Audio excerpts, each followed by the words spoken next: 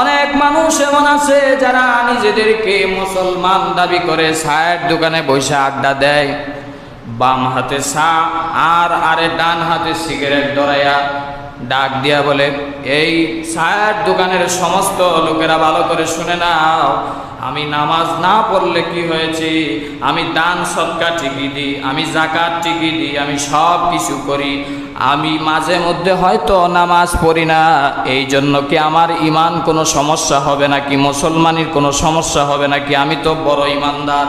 বুক ফাটায় বলে আমি বড় ইমানদার, অথচ 5 ওয়াক্ত নামাজের এক বেলাও নামাজে পাওয়া যায় না। আমি বলি, ভাই আপনি মুসলমান হবেন দূরের কথা, আপনার ভিতরে তো ইমানই নেই। জোরে বলেন ঠিক না বেঠিক?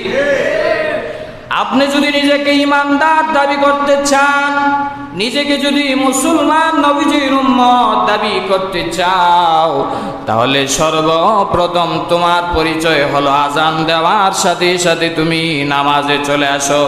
যদি নামাজে না আসো, তোমার মধ্যে আর জানোয়ারের মধ্যে কোনো তফাৎ নাই।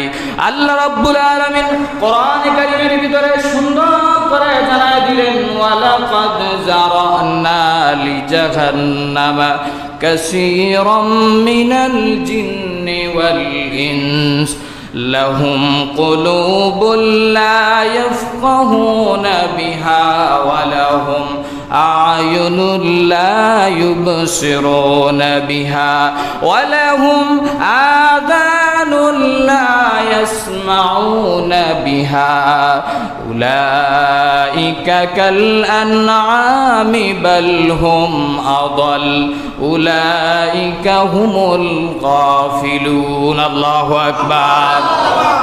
আল্লাহ রাব্বুল আলামিন বলেন, যারা নাকি মানব এবং দানব, যারা নেক আমল করে, যারা সালাত আদায় করবে, নামাজ আদায় করবে, তারাই হলো প্রকৃত মুমিন।